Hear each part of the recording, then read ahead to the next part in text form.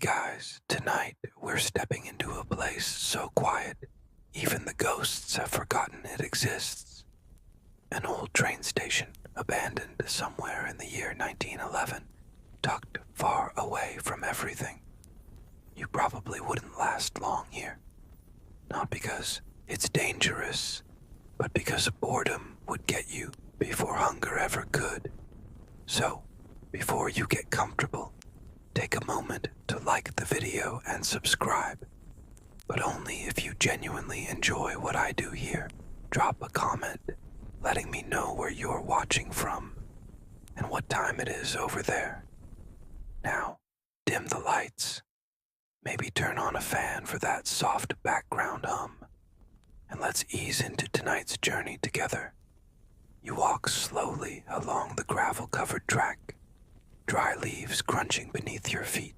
It's quiet, the kind of quiet that makes your ears hum with the absence of sound. Up ahead, the station emerges, slouched and softened by time. Ivy coils down its face like long, unbrushed hair. The sign, barely legible, reads, Villa Aurora, Station, 1911. The letters are so faded they look embarrassed to still be here.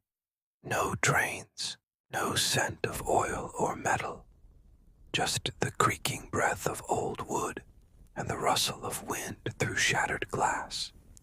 The windows gape like missing teeth. You half expect to see a face staring out, but there's only emptiness, the kind that feels heavy. You push open the front door. It groans like an old man waking up from a long nap. Inside, the air smells like mildew, iron, and dust. A powdery kind, almost sweet, the scent of forgotten things. The floorboards give slightly as you step, releasing a faint chill from below, as if the building is sighing beneath your weight. It's surprisingly easy to imagine the place in its prime. People with leather suitcases, wide hats, chatter about coffee prices, distant wars, or whether or not it might rain. Now the benches are broken. The ticket booth is empty. The wooden floor groans in protest, like it remembers being important and doesn't appreciate your pity. Historians still debate why this line was shut down. Some say it was poor planning. The station was simply built too far from town. Others argue it was an economic collapse or a strike, or maybe the tracks just stopped going anywhere useful. There's even a romantic theory. The last train never came back because the conductor fell in love in another village and decided never to return. Nobody came looking for him. You crouch next to one of the old rails. It's still here, solid and cold, but smothered in moss. A thick green fuzz that feels more alive than anything else around. You run your fingers across it, and for a moment, it's like touching a memory. Near the entrance, you spot an old luggage cart. One wheel is bent. The wood is cracked. There's a tattered label still tied to it, its ink long since vanished. You imagine someone pushing it through crowds, maybe with a trunk, a basket of bread, and a dog wrapped in a scarf. People used to travel with animals all the time. Ladies with parrots, gentlemen with cats in vests. No one thought twice about it. Your steps echo softly. The sound fills the empty room like warm tea in a cold cup. On the wall, a faded poster announces a dancing party at the central square. Live music and Guaraná punch. The date, September 7th, 1911. Whether it ever happened, no one remembers. Maybe the band got lost. Maybe it rained. You find a bench near the far wall. Long, dark wood, deep red cushions. Or they used to be. You sit. It creaks dramatically, puffs a little dust into the air. But oddly, it's more comfortable than a modern bus seat. Maybe it's the charm, or the ghosts giving you room. The walls are carved with names, dates, strange symbols, some scratched with knives, others drawn in charcoal. There's even a child's handprint in blue paint. Who left it? Why? That question hangs in the air like the smell of old perfume. You wonder, who was the last person to lock the door? Did they know it would never open again? Were they in a rush, or just ready to be done with the place? The air smells faintly of old rain. Not real rain, but that deep, earthy scent of places that have soaked and dried 100 times. Like a coat forgotten in an attic, you breathe in slowly. The place is boring, profoundly boring, but strangely comforting, like a waiting room where no one ever gets called. You settle deeper into the bench. For just a second, you think you hear a distant train whistle, echoing faintly from the hills. But no, it's just the wind again. You rise from the creaky wooden bench and take a few steps down the narrow corridor of the station. The shadows cast by the old beams create patterns on the walls, as if trying to tell their own story. The sunlight filters through broken glass, casting lazy patches of light that dance gently as you move. It's a place where time seems to have slipped, stopped, and settled into a deep sleep. As you walk, the scent of aged wood mingles with a faint hint of dry smoke. They say train stations back then always had a little corner where workers smoked during long waits. A pause for coffee or a cigarette, which today almost seems like a meditative ritual. You can almost picture a conductor with a thick mustache fiddling with his pocket watch, waiting for the whistle that never comes. Near the old station clock, frozen at 4:37 p.m., a collection of dusty little bottles sits lined up on a shelf. Some say these were bottles of remedies used by travelers to soothe headaches or motion sickness. It's curious to think that in 1911, a pill might contain strange ingredients, like unknown herbs, or even mercury, something that would make today's pharmacists raise their eyebrows. Historians still debate whether these traditional remedies really worked, or if they were more of a comforting placebo for tired travelers. You smile, imagining someone back then taking one of these potions while watching the train pass by. Or rather, not pass by. As you move away from the shelf, your eyes are drawn to a small pile of yellowed letters left on a dusty table. Some are open, their handwriting almost unreadable, but it's easy to imagine the hands that wrote them trembling slightly from cold or anxiety while waiting for news from a distant loved one. Maybe a wife writing to her soldier husband, or a young person telling about a new life in the city. On the floor, a broken pocket watch rests on top of a stack of newspapers dated September 1911. The main headline announces the inauguration of the first electricity line in the nearby town, a milestone of modernity that probably never reached this forgotten station. You grin, thinking that while the world outside rushed forward, inside here time dragged slowly, lazy as a Sunday afternoon. Walking through the hall, you spot a fallen rocking chair in the corner, its motion forever halted. Remember that crocodile, dung sunscreen the ancient Egyptians used? Well, people back then also had their weird solutions for daily life. But here, in this station, the routine was simpler. Wait, watch, and maybe dream.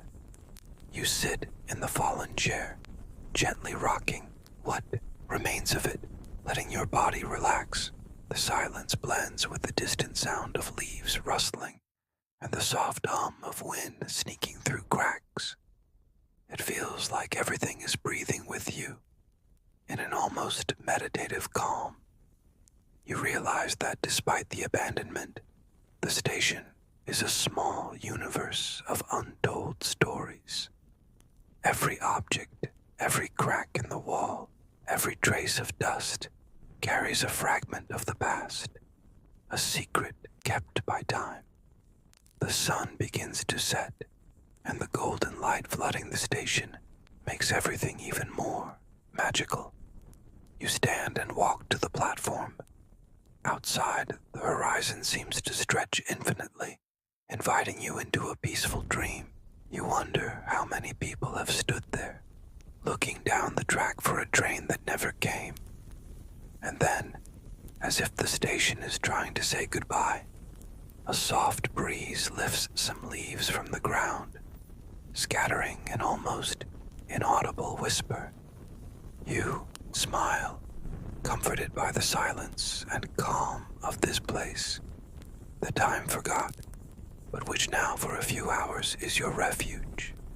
You step out onto the platform, feeling the rough texture of the wooden planks beneath your feet. The grainy surface has softened over time, worn down by countless travelers' boots, yet it still creaks faintly under your weight. The platform stretches ahead like a tired old friend, patiently waiting to tell you its stories. The distant sound of birds chirping blends with the occasional rustle of wind through the overgrown weeds, pushing their way between the cracks. You notice the faded paint on the old signpost, its letters barely legible now. It once proudly announced the station's name, something like Maplewood Junction, and perhaps even promised swift connections to nearby towns. Now, the wood is splintered, and the metal fixtures are rusting away. It's hard not to think about the hopes and goodbyes that passed beneath that sign, as people embarked on journeys full of promise, or returned home weary and changed. Off to the side, an empty wooden crate lies toppled, its slats weathered but still sturdy. You imagine it once held crates of fresh produce or parcels, destined for faraway relatives. In 1911, train stations were hubs not just for passengers, but for goods that kept towns alive and connected. Interestingly, historians still debate how often these stations doubled as informal postal centers, where messages could be exchanged quicker than the official mail. As you run your fingers along the edge of the crate, you feel the roughness of splintered wood and tiny insects scurrying away, disturbed by your touch. It's a reminder that nature has slowly reclaimed this place, blending human history with the wild. You wonder if the crickets and beetles have their own version of the stories that played out here a century ago. Further along the platform, a set of tracks gleams faintly under the afternoon sun, leading toward a horizon lined with trees and distant hills. The rails are mostly intact but rusted, as if the metal is quietly surrendering to time. You pause and imagine the rhythmic clatter of wheels on steel, the familiar chug of a steam engine announcing its arrival. There's something almost hypnotic about those sounds, like a lullaby for restless souls. You might be surprised to learn that back in 1911, some train stations had whistle boards placed strategically along tracks. These signs instructed engineers when to sound their whistle or horn, signaling to those waiting on the platform. Historians still argue whether these whistles were more for communication or just for dramatic effect, to make an otherwise dull wait feel a little more exciting. The platform bench, weather-beaten but still standing, invites you to sit. You settle down and lean back, feeling the warmth of the sun on your face and the gentle creak of wood beneath you. The bench probably saw a parade of characters: the nervous first-time traveler, the tearful goodbye, the impatient commuter. You smile softly, thinking how every creak and crack holds a story of human emotion, simple yet profound. Above you, the faded remnants of a timetable hang crooked on the wall of the station building. The paper is yellowed, edges torn, listing train arrivals and departures that will never happen again. It's a ghost schedule, frozen in time, a reminder of routines that once ruled the day here. As the sun dips lower, the shadows lengthen, and the platform grows cooler. You take a deep breath and let yourself sink into the quiet, feeling the weight of history all around you. In this moment, you are not just an observer, but a part of the station's ongoing story, a keeper of memories from a place where time chose to pause and dream. You decide to explore the inside of the station building, where broken windows filter a soft, diffused light, creating an almost ethereal atmosphere. The wooden floorboards creak beneath your steps, each sound echoing through the empty space. The walls are covered with peeling paint and yellowed posters, advertising long-past events, like community fairs and train excursions, all frozen in time. Nearby, an old rusted ticket machine sits silently on the counter, its buttons missing, or jammed. You imagine the station clerk, perhaps a man with a mustache and a hat, patiently selling tickets to eager travelers. Interestingly, historians still debate whether these machines were truly effective, or more of a decorative piece meant to give the station a modern touch. You move toward the waiting room, where wooden chairs are scattered haphazardly. Some are broken, others intact, as if simply waiting for someone to return and use them. Sitting down, you notice the mingling scents of old paper, aged wood, and a faint hint of dust, a strangely calming aroma. On the walls, black and white, photos capture the station in its glory days. Families smiling, steaming locomotives arriving, workers hauling luggage. These images almost feel alive, as if they could tell stories in soft, rhythmic voices. You find yourself imagining the conversations that took place here. Rumors, farewells, muffled laughter. Further on, you spot a small wood-burning stove with a half-used pile of coal beside it. Back in 1911, the station probably used it to warm the space during harsh winters. It's amusing to think how people back then dealt with cold in such a primitive way, so different from the modern air conditioning you might have at home. You stand up and realize that despite the abandonment, the place holds a tangible energy, a feeling of stories alive, echoing through walls and objects. It's a silent reminder that time doesn't erase everything. Some memories simply change shape, waiting to be rediscovered. For a moment, you wonder about the people who passed through here. How many longed for a different life? How many returned home hearts heavy with nostalgia? Historians still debate whether this station played a crucial role in connecting isolated communities or was just another forgotten stop on the map. The clock on the wall seems to tick slowly, even though it stopped. You smile, thinking that maybe time here moves at its own pace, a gentle rhythm, perfect for those who want to get lost in thought and let their mind wander slowly. You step outside the station and walk along the tracks, feeling the cold texture of the iron beneath your fingertips. The silence around you is almost complete. except for the whispering wind playing with dry leaves scattered on the ground. The rails seemed to stretch infinitely, like a forgotten promise of adventures and destinations yet to come. As you walk, you notice small plants growing between the railway stones, shy flowers and resilient wild herbs. It's curious how, despite abandonment, nature not only survives, but thrives here, slowly reclaiming its space without hurry. You also spot a set of old tools tossed beside the tracks: hammers, wrenches, and some rusty metal pieces. They were probably used by railway workers for maintenance and repairs. Historians still debate whether those workers' lives were as harsh as people imagine, or if there were moments of camaraderie and even fun, perhaps sharing jokes about late trains. Your footsteps on the gravel create a steady, almost hypnotic rhythm.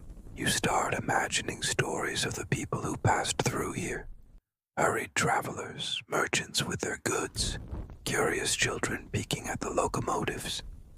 Each left an invisible mark on this place.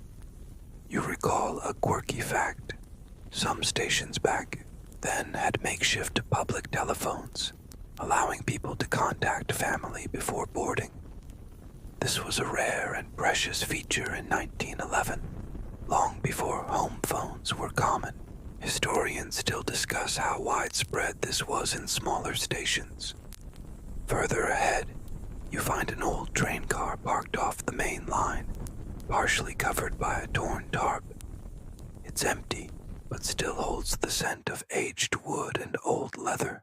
You sit on its step, feeling the rough metal and imagining how it would feel to ride inside, gently jolting along the tracks. The sun begins to set, painting the sky with warm oranges and pinks. The soft light makes everything around shimmer differently, as if the place holds a secret only the sunset can reveal. You take a deep breath and feel a quiet peace, like time itself decided to pause just for you here. You decide to explore the small storage shed beside the station, its wooden door hanging loosely on rusted hinges. Inside, dust motes float lazily in the dim light, settling on forgotten crates and glass bottles coated in grime. The air smells faintly of oil and old paper, mixed with a hint of something earthy, maybe the scent of long-decayed leaves from outside. Among the clutter, you spot a stack of railway timetables printed on fragile, yellowed paper. You pick one up carefully and notice how the train schedules were meticulously planned to the minute.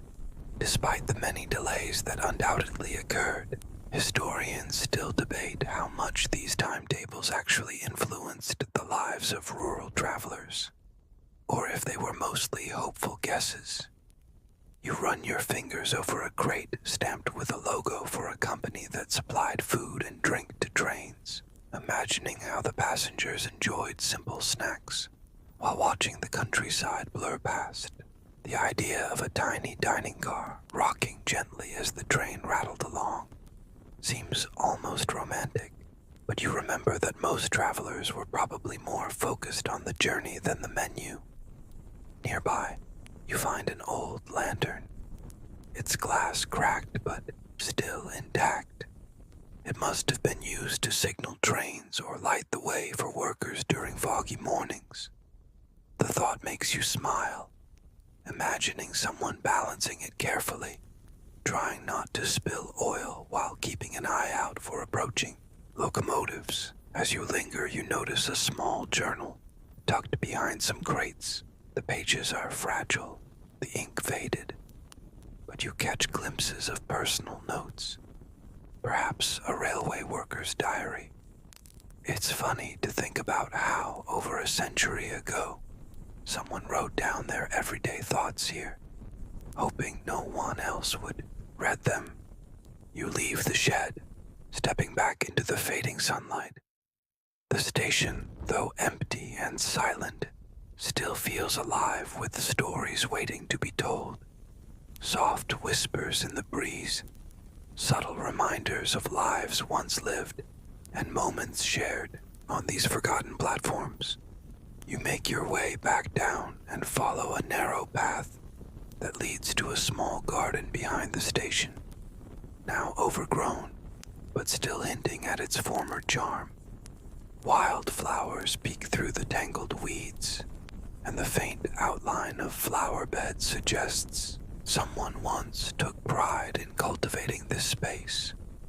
It's easy to imagine station workers or travelers stealing moments here to relax, away from the hustle and clatter of arriving trains.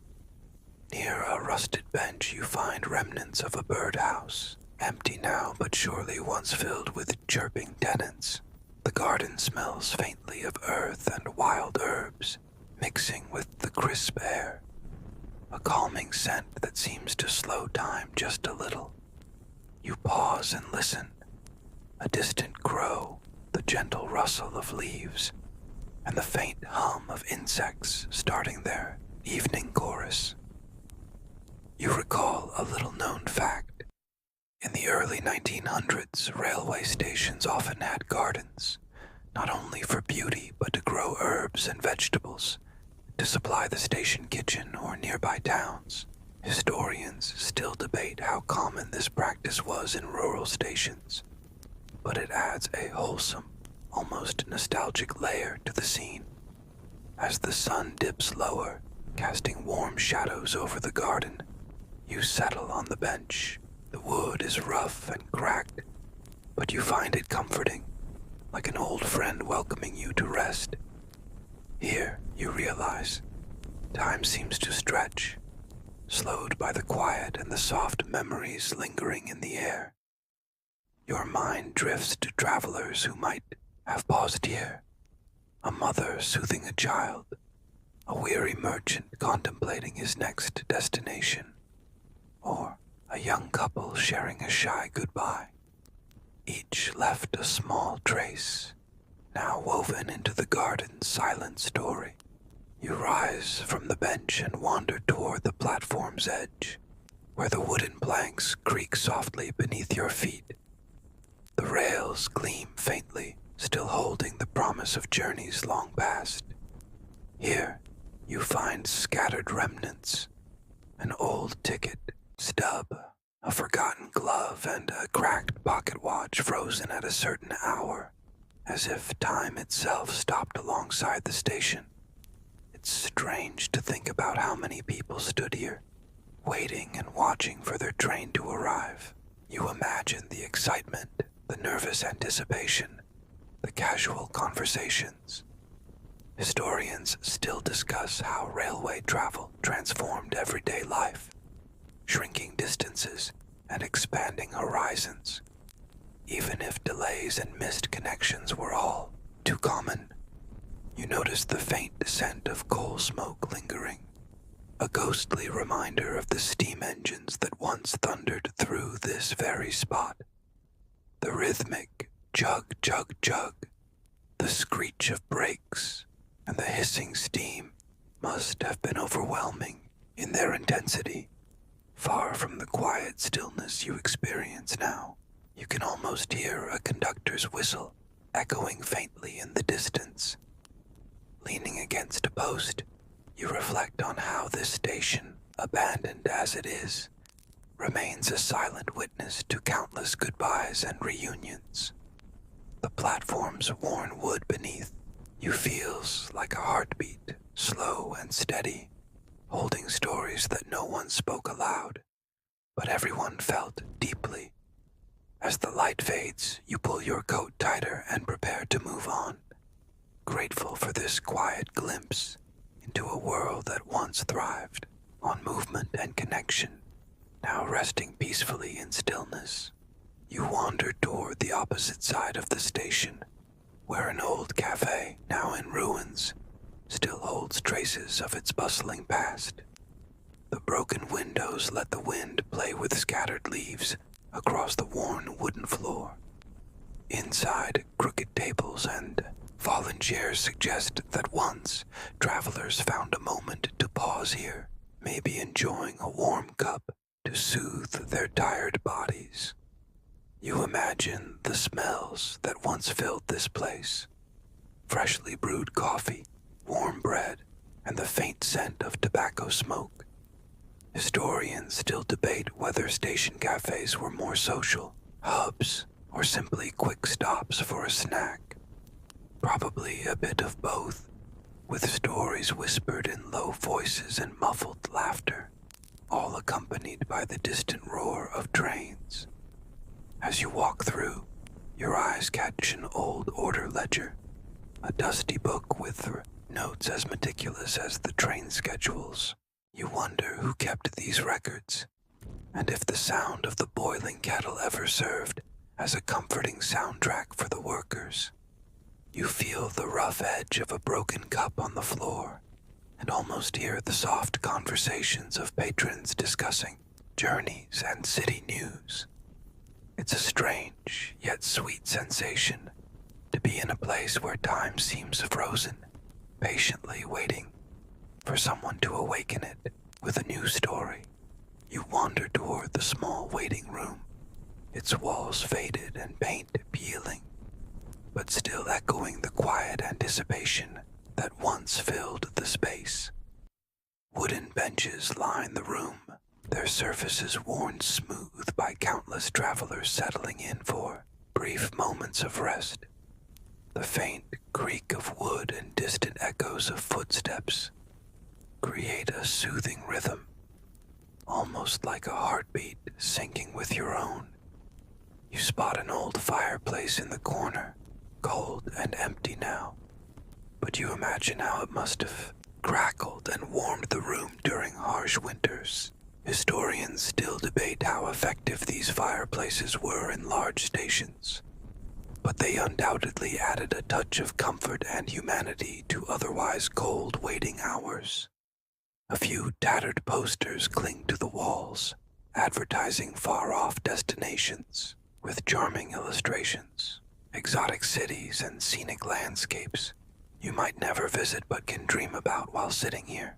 You lean back and let your eyes wander over the faded colors, feeling the gentle tug of wanderlust mingled with the calm stillness of the abandoned station. Outside, the sun dips lower, casting long shadows through the dusty windows. You breathe deeply, savoring the quiet and the sense of shared history that wraps around you, like a soft blanket, comforting and endless. You step outside to the nearby water tower, towering and rusted, standing as a silent guardian of the station's past. Its metal frame creaks softly in the breeze, and patches of peeling paint reveal layers of history beneath. You imagine the enormous tanks once filled with water to feed the thirsty steam engines, a crucial lifeline for every train that passed through. Historians still debate exactly how much water a single steam locomotive required per trip, but estimates range in thousands of gallons, making these towers vital infrastructure in the early 20th century. The thought brings a smile. You're standing where enormous machines once paused for a drink, much like travelers grabbing a quick cup of tea. You reach out to touch the cold metal, feeling its rough texture and envisioning the bustling activity that must have surrounded this spot. Workers climbing ladders, whistles blowing, and the constant hiss of steam filling the air. Nearby, a faded sign warns, "Danger, high pressure," adding a small thrill to your quiet exploration. As the sun continues to set, the water tower casts a long shadow over the tracks, a stoic monument to a time when trains ruled the landscape, and life moved at a pace both grand and patient. You meander toward the old signal box, perched precariously above the tracks like a watchful bird. The glass windows, dusty and cracked, reveal a maze of levers and gauges inside, remnants of the station's command center, You imagine the signalman's steady hands coordinating the complex dance of trains arriving and departing, ensuring safety and order in a world of steam and steel. Historians still debate the extent to which human error contributed to railway accidents in the early 1900s, but the signal box was undeniably a nerve center. You wonder how many tense moments played out here.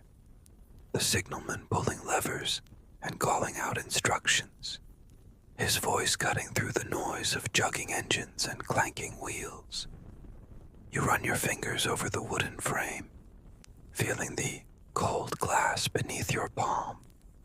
The faint scent of oil and metal lingers, a ghost of the hard work done here day and night. Outside, crows caw softly, adding an oddly soothing soundtrack to your quiet vigil. As you step away, you carry with you a sense of respect for the people who kept this place alive, their diligence woven into the very fabric of the station's history. You stroll along the platform edge, where faded yellow lines barely mark the boundary between safety and adventure. The wooden planks beneath your feet creak gently, telling stories of hurried footsteps, last-minute goodbyes, and hopeful arrivals. You imagine the echoes of whistles signaling imminent departures and the murmurs of passengers sharing whispered secrets. Nearby, rusted luggage carts lie abandoned, their metal frames twisted and tangled with vines. You picture porters bustling about, balancing stacks of suitcases, hats, and parcels, navigating the crowds with practiced ease. Historians still debate how much of the luggage was personally carried versus loaded by machines. But one thing is clear. The station was a hive of coordinated chaos. The sun filters softly through overgrown foliage, casting dappled light on the cracked benches where tired travelers once waited. You settle down for a moment, feeling the worn wood beneath your hands and hearing the distant call of a train long gone. There's a peacefulness here, a quiet conversation between past and present, inviting you to stay a little longer in this forgotten place. You wander toward the station's ticket office, now a silent shell filled with dusty counters and faded signage.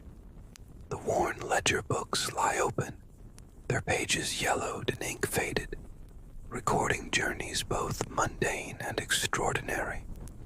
You imagine the clerk's steady hand stamping tickets and calling out destinations in a voice meant to cut through the bustle. Historians still debate whether ticket clerks in 1911 had to memorize all routes or relied mostly on timetables. But either way, they were the gatekeepers to adventure. You run your fingers over the chipped wood of the counter, feeling the pulse of countless stories that passed through here. Goodbyes, reunions, and the thrill of new beginnings. The afternoon light streams softly through cracked windows, casting long shadows that mingle with dust motes, dancing lazily in the air. You take a deep breath, absorbing the gentle quiet of the station's heart, a place that once thrummed with life, but now invites only peaceful reflection. As you step back and glance one last time at the empty ticket window, a soft breeze brushes your face, carrying whispers of journeys long past and dreams yet to come.